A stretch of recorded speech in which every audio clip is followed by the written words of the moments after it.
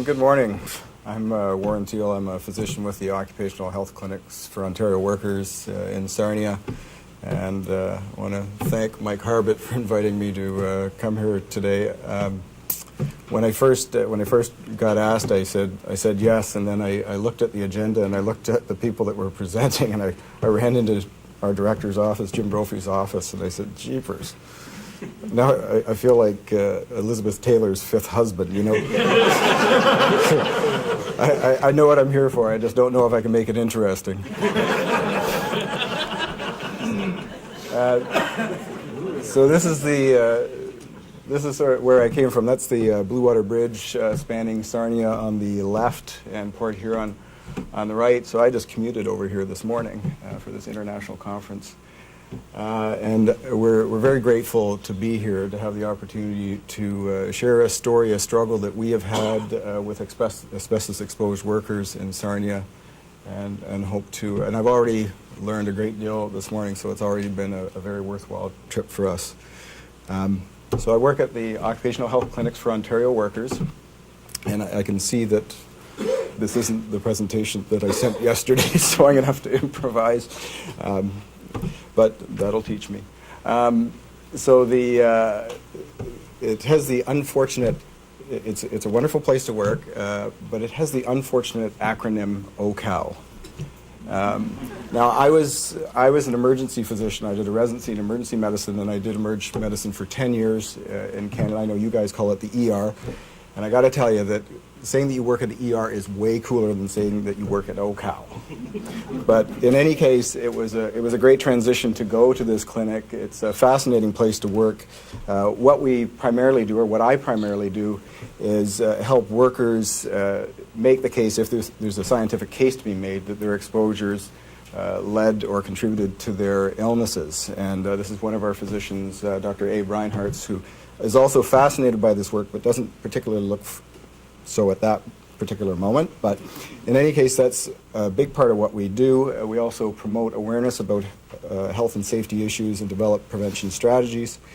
And so I just wanted to mention that we do a newsletter for physicians on occupational issues, and this one was on asbestos-exposed workers, and we brought copies. They're out front if you're interested. And if you're really bored and looking for more stuff to read, everyone always is, right? If you're interested in occupational medicine, you can go to our website. If you Google OCAL, it's going to be the first and only hit. And just click on the Sarnia Clinic and then publications, and you'll find these. Now, I should mention that there's 5 OCAL clinics in the province of Ontario, and there's actually one right across the river here from you in Windsor.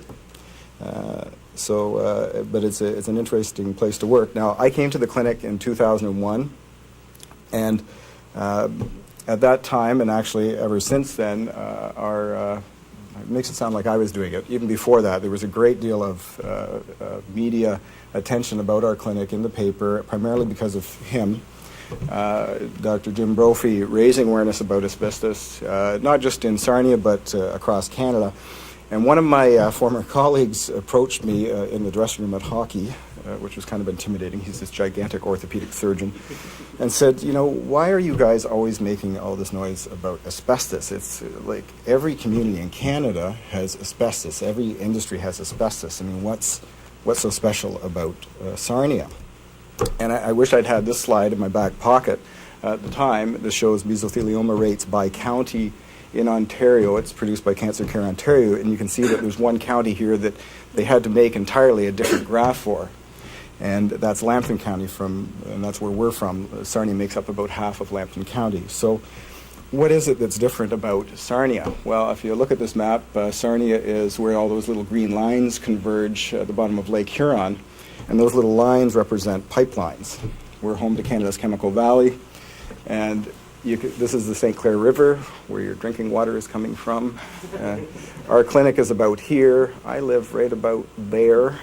And this is where it's most concentrated, but there's something like 60 petrochemical facilities in what we call a 25-kilometer radius. I don't know how that translates into miles anymore, but it's packed in pretty tight. We make almost half the chemicals for Canada, And so when you combine all those pipes and vessels and reactors and all the heat in those processes, and then cold winters, obviously you need a lot of asbestos. And so we've had a huge number of trades workers, obviously insulators, pipe fitters, welders, boilermakers, electricians, carpenters, laborers, and all the workers in the process is exposed to this stuff. Now, what has that meant to our clinic? Well, from 1998 when we started until 2004, and I'm talking about 2004 because this is sort of a turning point for our clinic, we registered 128 lung cancers, 66 colon cancers, 50 mesotheliomas, 37 other cancers, other GI cancers and renal cancers that we linked to asbestos exposure. And it's in our community, it's a small community. This is a picture of Blaine Kennart, who died of mesothelioma, and his widow Sandy and his daughter Sherry are here today. And Sandy works at our clinic, so it's not just numbers; it's personal in Sarnia. And we also have a large number of people, or had a large number of people as of 2004 with pleural plaques, almost 500, and 128 with asbestosis. 2,800 that were exposed to asbestos, and over 50% were smokers. And I just wanted to mention, too, that in our community, we see a lot of people coming in with pleural plaques that have had them for a long time, and they go back to the physicians because it's the first time they've heard about it when they see us, and the physicians say, well, you know, it's so common in Sarnia, we don't even tell people about it. So someone alluded to the attitudinal issues, and there certainly is that problem. In any case, we had these people. We know from the previous speakers about the risks of lung cancer in particular with smoking. And so we were very concerned about where we were going with this cohort of people. And this slide shows mesothelioma rates. And again, it's from Cancer Care Ontario. And I just want to mention that it says here confidential, not for circulation. In American English, that means one thing, but in Canadian English, this actually says, very important, please share at awareness conferences. So this gray area here is asbestos consumption in Canada, and then they map out rates of mesothelioma in those little lines. The dark blue is peritoneal, the lighter blue is pleural, and then the combination's in green. And you can see that as of 2004, those rates were continuing to increase. And so we were asking ourselves, with the patient population we had, where are we going with this and what are we going to do about it? And at that time, the standard of care was to get people to quit smoking. We were doing chest x-rays, which I think made us feel better and made the patients feel better. But the American Thoracic Society did a very extensive review on the management of asbestos-related disease in 2004, and they did not come out with any recommendations for screening for lung cancer or mesothelioma because there wasn't anything that had shown that it actually saves lives. The only thing that had shown to save lives was screening for colon cancer, which we do recommend. So we were in a real quandary at that time. We felt that we had an opportunity to do something, but we didn't know what it was. We had been reading the literature about CT scanning. There was a lot of interest in that at our clinic. Just to give you a basic idea, the sense is we know that early stage lung cancer does much better than late stage. We know that CT scans to detect lung cancer early. It makes sense that we should be able to save lives, but because of the way the studies have been done and so on, it's a very complex issue. An actual mortality benefit has yet to be shown. Now, there is a huge study, the National Lung Screening Trial, that should start reporting results in 2009, and it's got 50,000 people in it, so that may answer the question. But we felt that we needed to start doing something now, and there was a very strong sense that we had to start acting. And so we tried to get some local interest in doing CT scans in a study, and that didn't go too far. And so we had to start shopping around. So we needed a connector. We needed a Paul Revere, but instead of having a horse, he would put on these bright yellow slippers and start making phone calls. And so he connected us with Princess Margaret Hospital in Toronto and hooked us up with Dr. Heidi Roberts, who's a radiologist, and Dr. Michael Johnson, who is a thoracic surgeon with an interest in mesothelioma. And they had already been conducting early detection studies for smokers for lung cancer. And so that process started in the fall of 2004, and by the spring of 2005, we had a collaborative study going with Princess Margaret Hospital. To some extent, maybe to the chagrin of the nurse here, this is Jenny Skeeman, who basically took over this entire project, and my job is largely just to sign stuff that she tells me to sign. So she's interviewed around 600 patients for the study in the last 3 years. And what we do is, because there's a fair distance from Sarnia to Toronto, we send them down in a van, 5 at a time, once a week generally. Actually, this fellow here is Pat Martin, who was supposed to speak to us today. He's a federal MP who worked with asbestos as well. So what have we found? Well, these are preliminary results, but based on 516 baseline CTs and 254 repeats, there was almost 18% significant nodules. There was many more not significant nodules, but around 18%. These were that had to be followed up. This led to 9 biopsies, and we found 5 lung cancers, 3 mesotheliomas, and there should have been a box here for what we call interval cancers. Those are cancers that are essentially misses that show up in between those screening CTs. And there was 1 lung cancer that was an interval cancer, and that was a central cancer that don't show up well on low-dose CT scans of the chest.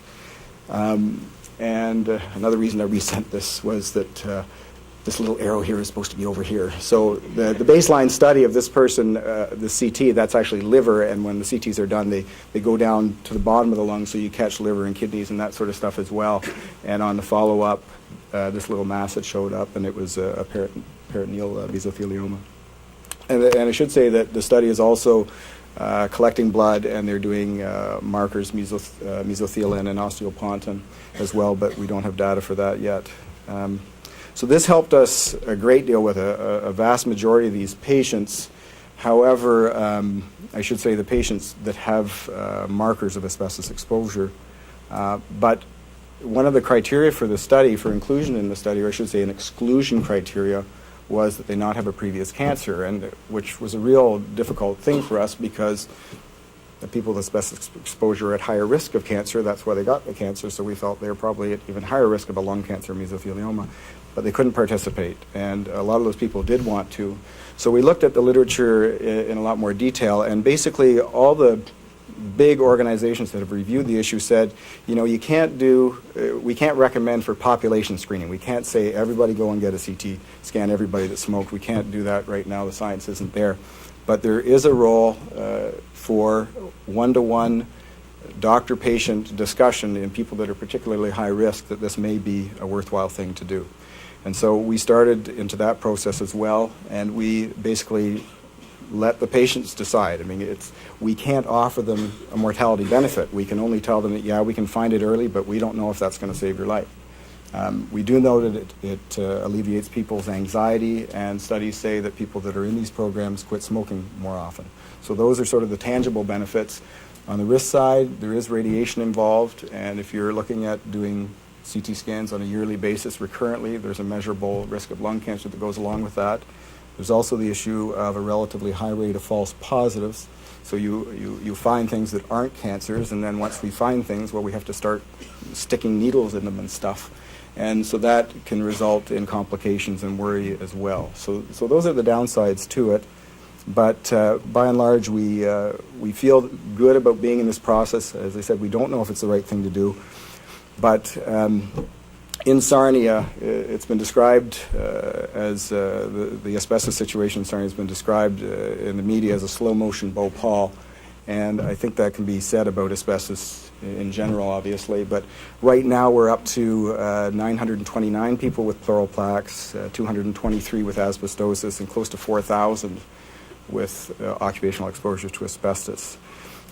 And when we talk to these patients in the office, it's amazing because you talk to these, they're almost all men. And they've got pleural plaques, they've got asbestosis, and you'd think that they would be bitter. And they say, well, you know, at the time, I mean, who knew? I mean, you know, no one knew. And so, you know, and there isn't this anger. And a number of years ago, I found this quote from a French medical inspector of factories who said, looking back in the light of present knowledge, it is impossible not to feel that opportunities for discovery and prevention of asbestos disease were badly missed.